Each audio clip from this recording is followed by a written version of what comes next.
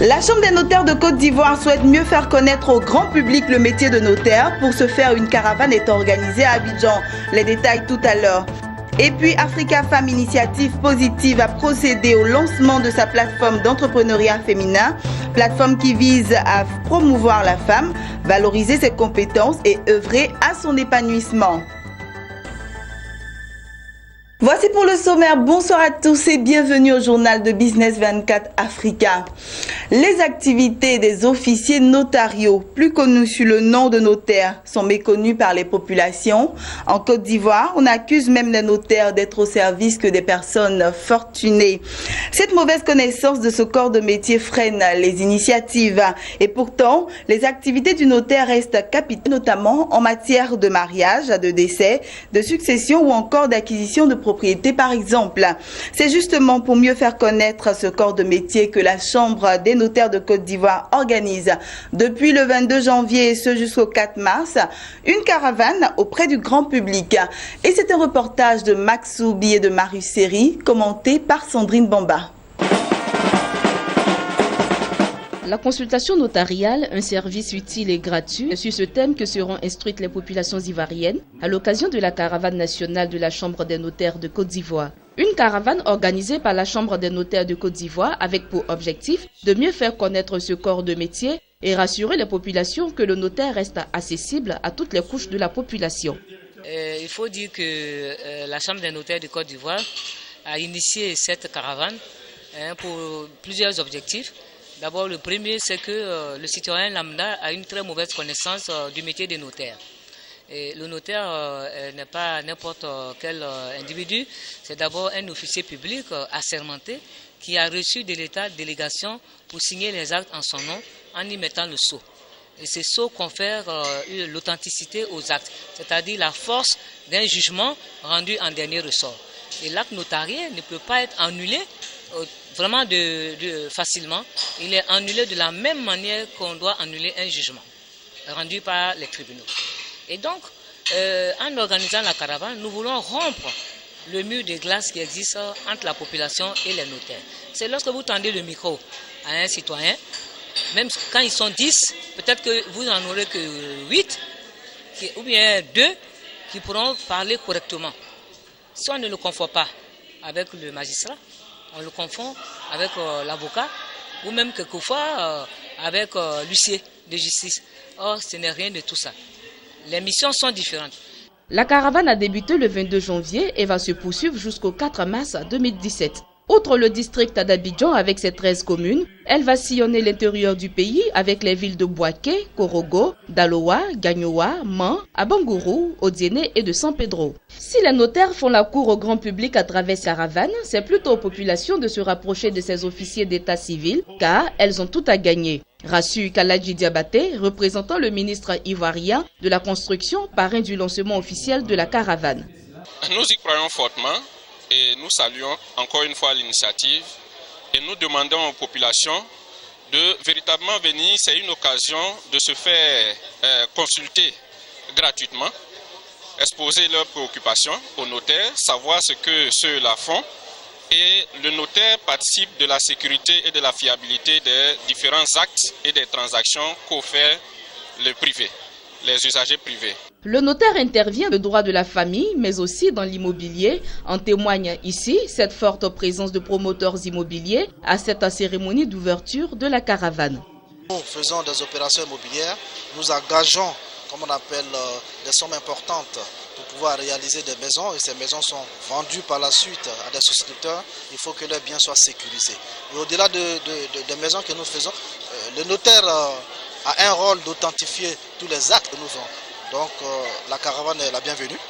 Nous sommes très contents d'être là aujourd'hui. Nous pensons que la population comprendra et qu'une fois la proximité des notaires pour l'explication de leur rôle dans le tissu socio-économique va permettre aux uns et aux autres de comprendre que les notaires ne sont pas faits que pour les riches et que les notaires sont faits pour tout le monde.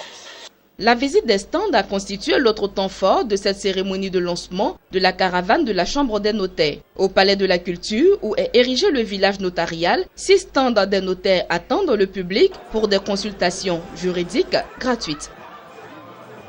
Parlons d'entrepreneuriat féminin à présent. Faire la promotion de la femme, valoriser ses compétences et œuvrer à son épanouissement. Tels sont les objectifs que s'est assigné l'AFIP. Entendez Africa Femmes, initiative positive. Pour lancer ses activités au bénéfice des femmes, le réseau AFIP a organisé ce mardi le lancement officiel de ses activités. Il s'agit d'une plateforme d'entrepreneuriat féminin qui s'adresse aussi bien aux femmes urbaines que rurales. La cérémonie a eu pour cadre l'espace CRAE à Abidjan Plateau. Maxoubi nous en dit plus. Les femmes sont venues de toutes les régions de la Côte d'Ivoire et des 13 communes du district d'Abidjan. Elles ont répondu à l'appel de l'AFIP, entendez l'Africa Femmes Initiative Positive International, un réseau de femmes issues de toutes les couches socio-professionnelles. Ce mardi, à l'immeuble CRAE à Abidjan Plateau, l'attention est tournée vers le lancement officiel de la plateforme d'entrepreneuriat féminin, un lancement qui met en route les activités de l'AFIP. Prenant la parole, la présidente de l'AFIP International, Désirée Dioman, a déroulé la batterie d'actions que compte mener son réseau pour la promotion de l'entrepreneuriat et du leadership de la femme. Nous avons à cœur de structurer l'entrepreneuriat féminin en Afrique.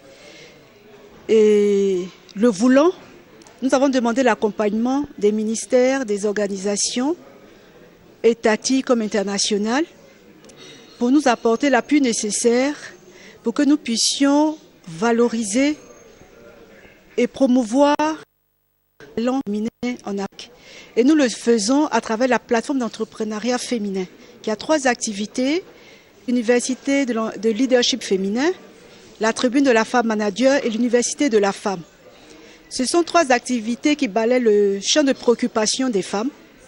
Et à ces rencontres-là, les femmes ont une alternative pour s'épanouir. Pour les femmes qui veulent démarrer quelque chose, elles savent désormais où aller frapper, qui fréquenter.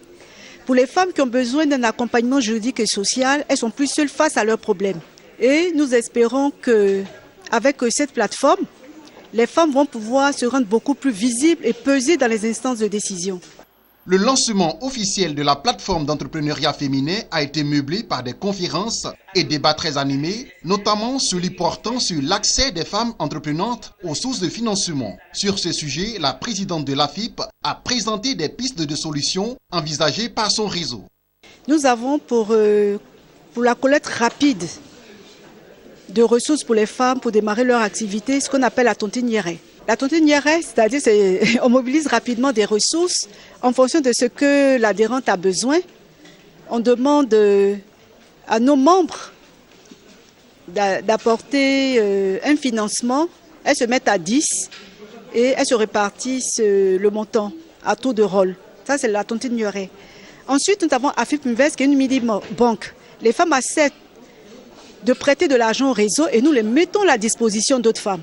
On commence par compter sur nous-mêmes.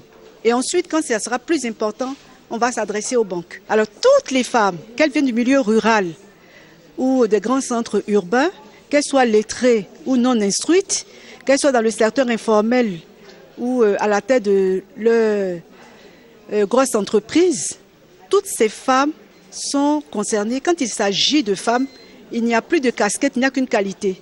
Notons que cette cérémonie officielle de lancement de la plateforme d'entrepreneuriat féminin du réseau AFIP International a été rehaussée de la présence de plusieurs personnalités. La présidente de l'Alliance internationale de développement durable, AIODD, Pascal Frizos, la marraine de la PEF, Christine Bruno, présidente des Femmes de Demain, la journaliste internationale marocaine à Radio Medi 1, Sanae El Hamiani, Patrice Rubino, ancien fonctionnaire international de l'ONU, consultant expert en genre, et la présidente de la cérémonie, Mariam Jacqueline Daoud Gabala, présidente de Solidaridad. Africa Femmes Initiative Positive AFIP, en 2012, est née de la volonté des femmes à la faveur d'un colloque international des objectifs du millénaire pour le développement à l'ONU de s'organiser pour une meilleure reconnaissance dans le monde socio-économique en Afrique.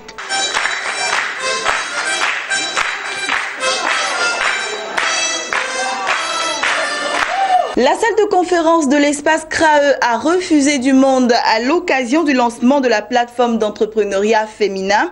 Les femmes sont venues de toutes les contrées de la Côte d'Ivoire. Évaluant les divers secteurs d'activité, elles ont donné un cachet spécial à cette rencontre à travers une forte mobilisation.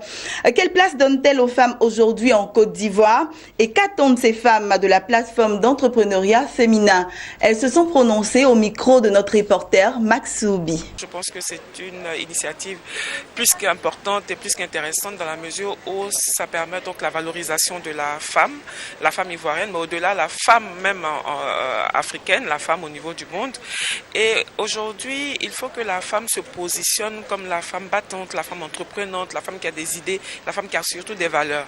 Et je pense que cette initiative-là permettra donc à toutes les femmes rassemblées au sein de cette association, de ce réseau, je préfère dire ça comme ça, d'apprendre des unes des autres, de partager des expériences et pouvoir également se motiver, donc de sorte à ce qu'on puisse être toutes des grandes femmes battantes pour nos différents pays.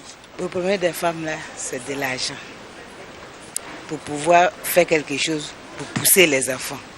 Actuellement, moi où je suis là, je n'enfanterai plus, mais j'ai des petits-enfants. Les petits-enfants là vont à l'école. Si leur papa, les mamans n'ont pas de moyens, grand-mère peut enlever quelque chose pour donner aux enfants. Mais s'il n'y en a pas, on ne peut rien faire. Donc je cherche à faire quelque chose pour aider mes enfants. C'est ma première fois de participer à ces choses-là.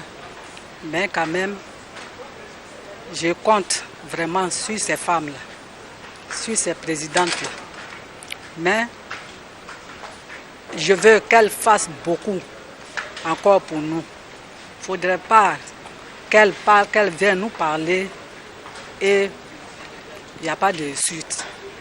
Je voudrais qu'elles continuent pour qu'elles fassent beaucoup pour nous. C'est ce que je souhaite. Voilà, terminons avec cette information en bref.